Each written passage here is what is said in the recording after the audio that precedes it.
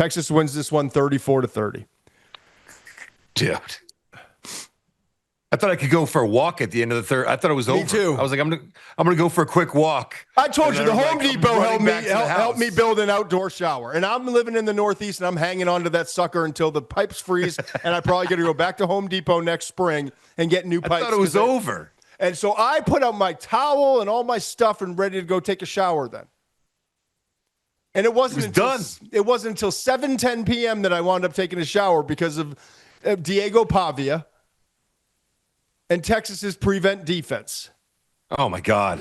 This is the McShay Show, presented by FanDuel, and college football Saturdays are heating up. Whether you're in for the early kick or the late night action, FanDuel lets you bet your way with the same game parlays, live betting, game props, and more. And Missouri, get excited because FanDuel is coming your way on December 1st.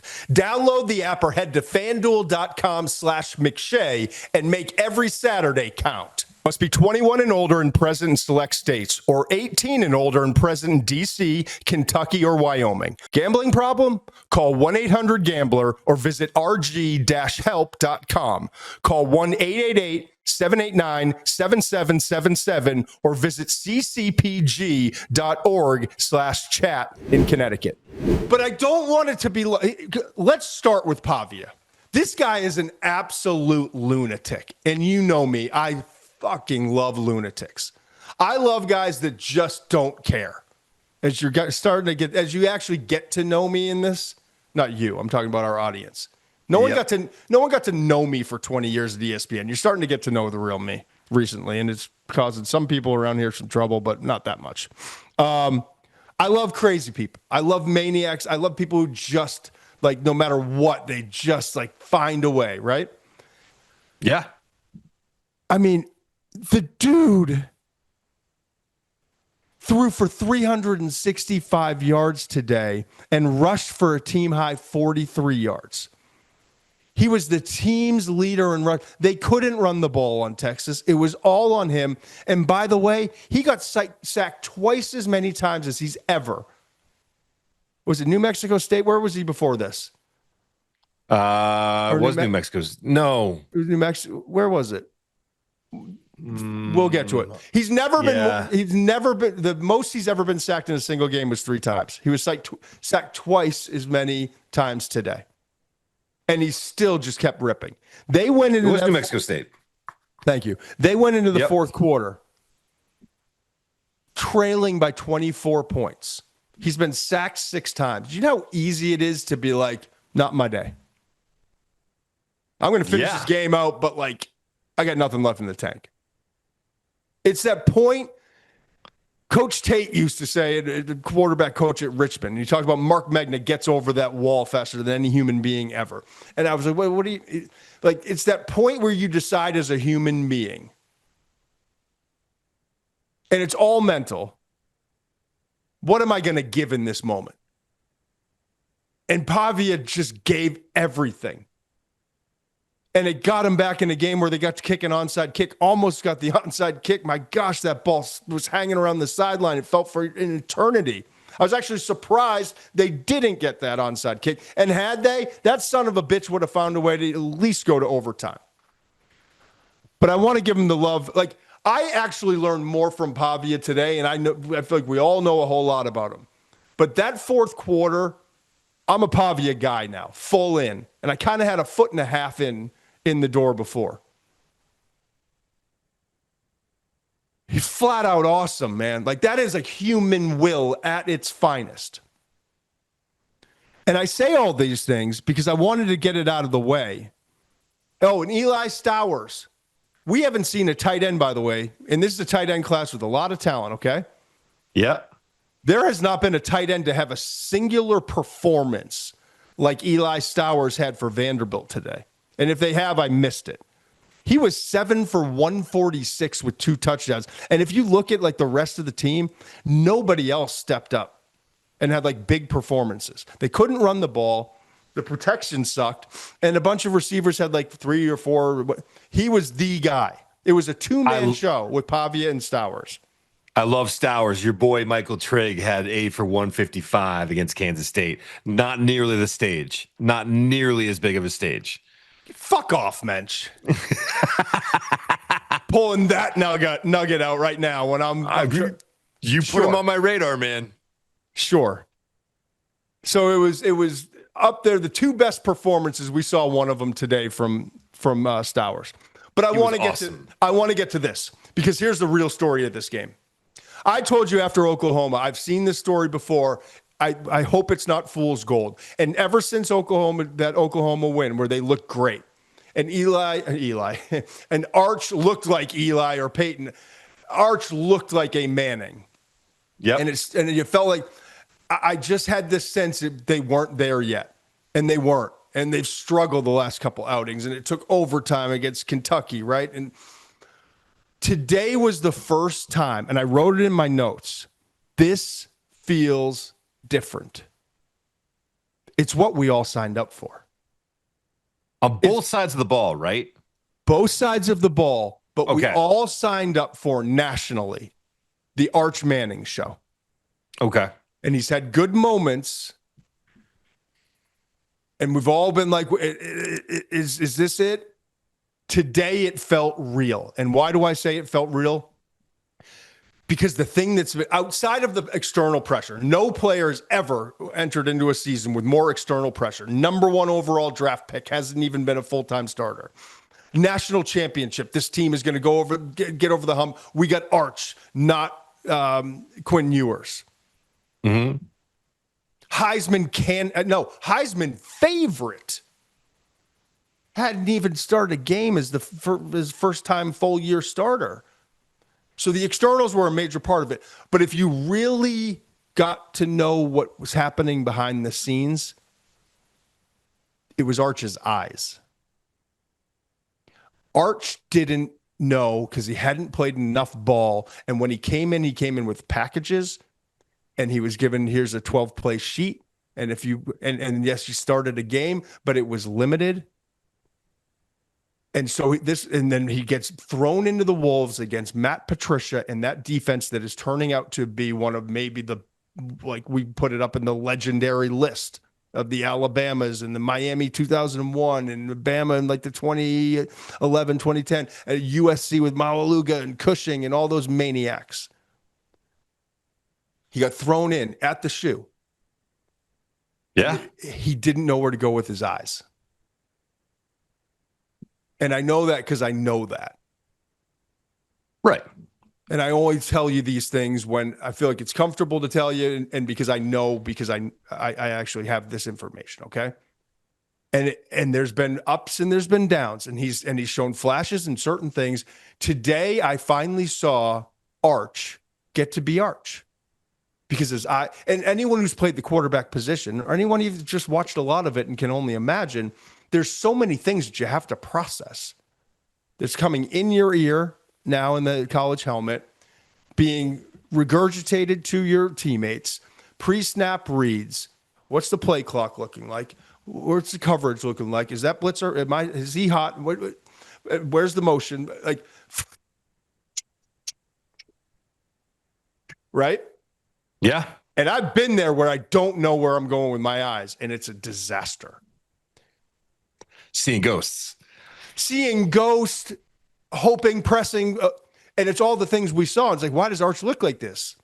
And now it's like, well, he played shitty high school football. I told you what. Today I saw a guy who was confident, knew exactly where to go with his eyes. It's not his bad eyesight. It's because you don't know where to go with your eyes. You don't even know where to look to find the answer to the test. It's like being dropped into like calculus, and you're in 5th grade and you're like, hey, I'm just working on algebra. Pre-algebra or whatever. You know what I mean? Yeah. That was his best game by far, and it felt like him and Sark were rowing in the same direction the whole game. Right. They were right on the same page. And Wingo, the whole thing. And it looked like Wingo was going to have like the best game of his career. Let's run an orbit. Let's run an orbit behind the quarterback. Throw a quick swing. 75. See ya. 7-0. Longhorns. Shoot off the cannons. Play the fight song. First play of the first offensive snap of the game, I think. First play from Yeah. scrimmage in the game. 75. Okay? That happens. And then he has one, they throw him one more screen, a screen. He picks up 14. I'm like, shit, we got 2 for like 90, almost 90, and a tutty. We're like, Wingo's going to this is going to be a big day. Then he goes. That was it for him, right? He runs straight off the field and goes into the tent. Apparently not fully reported, but from what I could see, what I could read today from people who were there and reporting on it, sounds like a thumb injury. Don't know, we'll get more detail. So he's gone, but the offense keeps rolling. Yeah. And he threw a throw. It was, I don't know if it was a crosser, but to the left side, across the backside of the linebackers. That's when I was like, oh my gosh, this is Arch. And dropping it in, threw it on time. He threw it early, put it in a spot.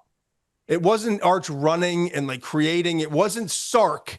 That's the thing too. Sark has put him in some good spots. It wasn't Sark drawing something up for him that made it look easy. It was him actually going through a progression on time, balls out, layers.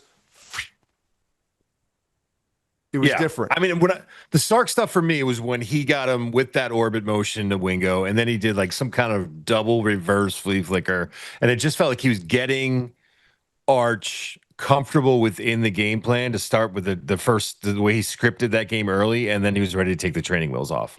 I think it was just a matter of like building confidence and in here we go. This is gonna just get him. They say when shooters shoot that as soon as they see the ball go in.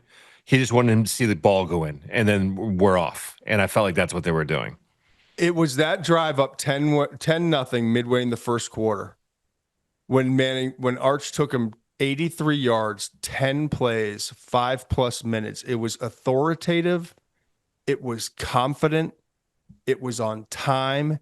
And it was an absolute. And that was different. Yeah.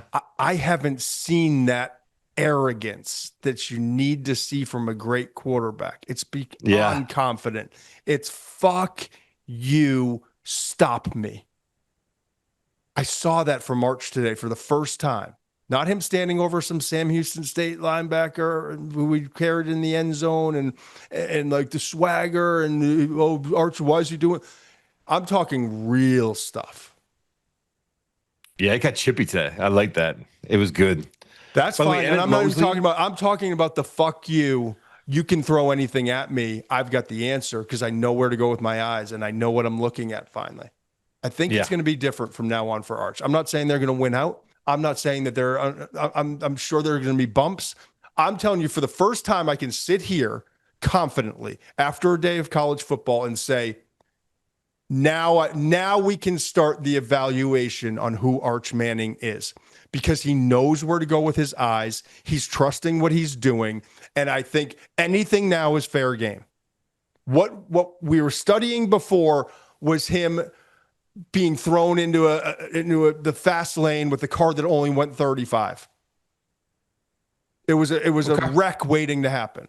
So now I feel like we've got now.